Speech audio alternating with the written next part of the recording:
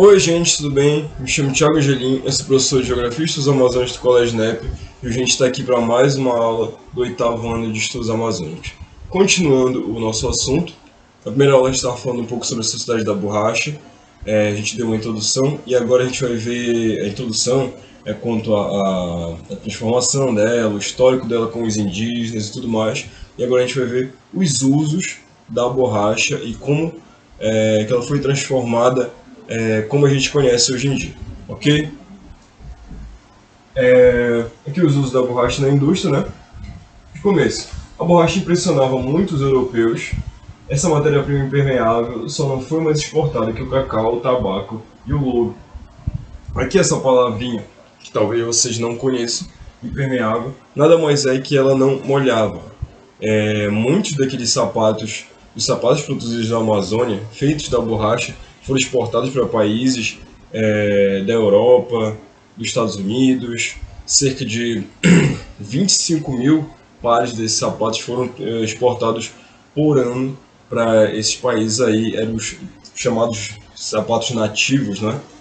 Native shoes, que eles chamavam. Era uma matéria-prima que chamava bastante atenção. A gente falou na primeira aula como os indígenas eles transformavam aquilo ali em bolsas, em vasilhas, em bolas, como foi bastante falado na outra aula.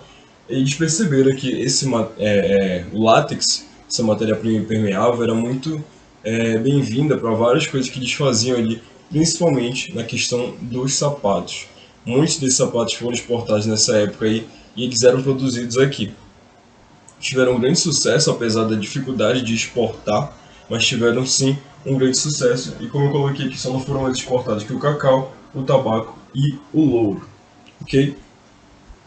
Aqui a gente já vai entrar um pouco nos problemas que eu acabei de falar da exportação da borracha. Quando ela não era transformada aqui no produto final, na Amazônia, eles tinham um certo problema para transformá-la no futuro. Bora ler aqui.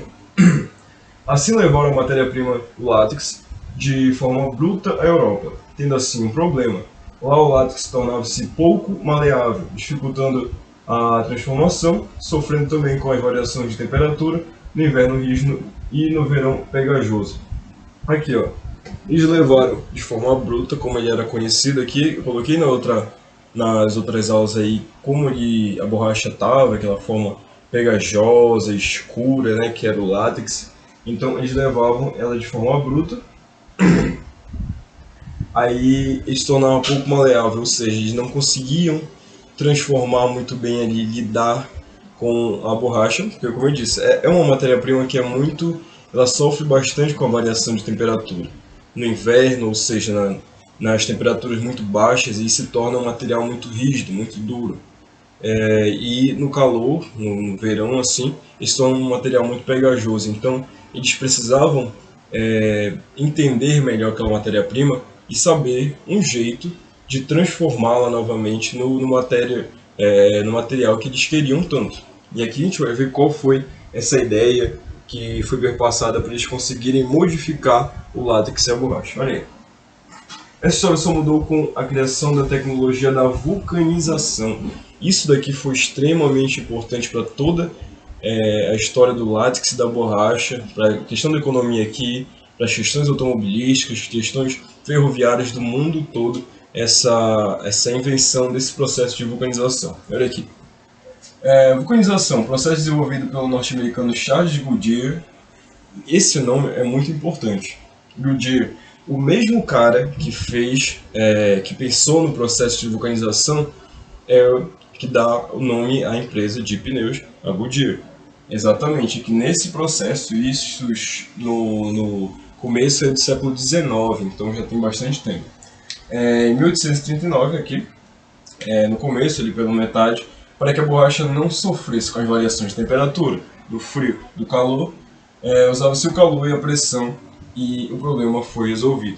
Ou seja, o processo de vulcanização tem esse nome exatamente porque as temperaturas chegam próximas a temperaturas de vulcões. Então, utilizava-se todo esse calor e essa pressão ali das chamas para poder fazer o látex voltar ali um pouco a como ele era conhecido na altura, né? o látex bem líquido mesmo, ainda não tão pegajoso nem tão rígido, então assim já era o suficiente para eles conseguirem transformar e produzir no que eles queriam. Aqui, a indústria automobilística e ferroviária desses dois países dependia da borracha.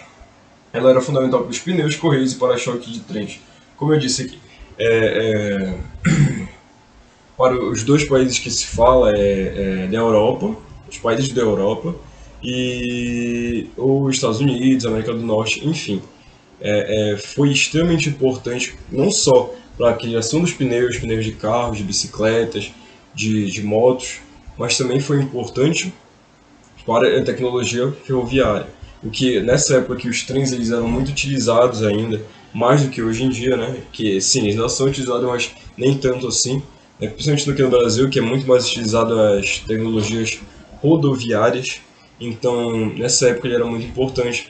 A borracha ela veio facilitar muito as coisas para principalmente as pessoas que exportavam bastante matérias-primas, produtos, enfim.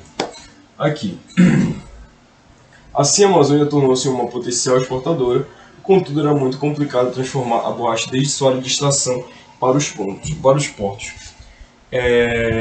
Transportar, né, o látex, a matéria-prima. É importante também a gente pensar nesse momento aqui, nesse comentário feito, porque as seringueiras, de onde se tirava o melhor látex, elas estavam ali meio que espalhadas pela Amazônia inteira.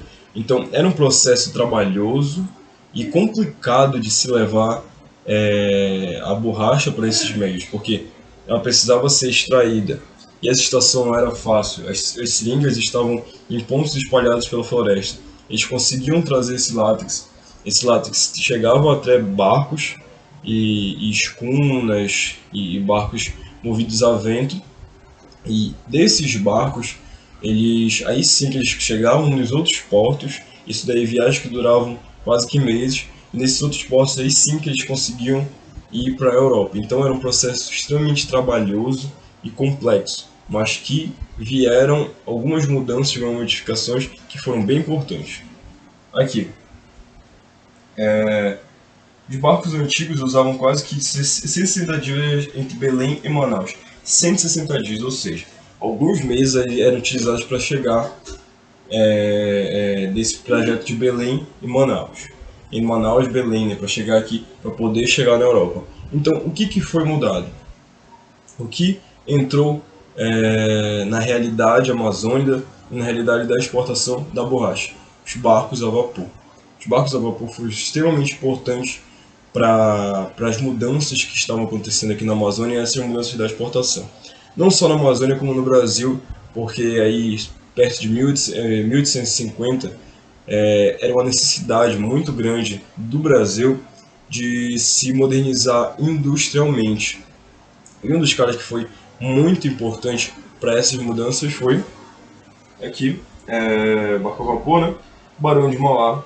Barão de Mauá aqui, juntamente com esse processo que estava acontecendo de modernização no Brasil, a partir de esforços individuais, principalmente a partir de esforços individuais da mudança da indústria aqui, foi um dos que conseguiram, foi o que conseguiu o monopólio do território ali, das águas do Rio Amazonas, porque acontecia uma pressão muito grande dos países da Europa, que aquele pedaço ali do Amazonas ele fosse aberto para os outros países, para eles poderem forçar a comercialização. E o Brasil, já no intuito de não perder a soberania, já vendo ali que poderia perder a soberania sobre suas águas, sobre o território da Amazônia, deu o monopólio ao Barão de Mauá, que com isso ele tendo esse monopólio dos barcos a vapor, e muitas coisas mudaram. Foram de 160 dias para 22 dias para chegar de Belém e Manaus. Então, foi uma diferença gritante proporcionada por esse mercado aqui, que era monopolizado pelo Barão de Mauá, que conseguiu aí obter bastante riqueza e conseguiu mudar completamente o mercado de exportação da borracha no mundo todo. O que demorava para chegar bastante, agora era um processo bem mais rápido e bem mais produtivo para ambos, tanto quem estava aqui quanto quem estava lá. Além do mais, que também os barcos a vapor, com a sua maior rapidez, né, eles não mudaram somente a exportação da borracha, mas também mudaram todo um cotidiano das pessoas que moravam aqui na Amazônia. Como a maioria das cidades elas estão perto dos rios, com os barcos a vapor era mais fácil a chegada de mercadorias, de informações, era tudo mais rápido, era tudo, parecia que tudo estava mais perto.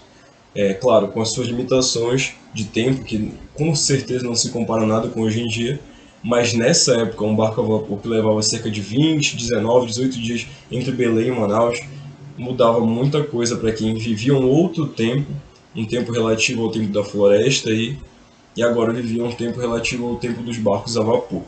Então, foi um processo muito importante que mudou o cotidiano das pessoas que moravam aqui, mas também mudou toda a exportação da borracha no mundo todo.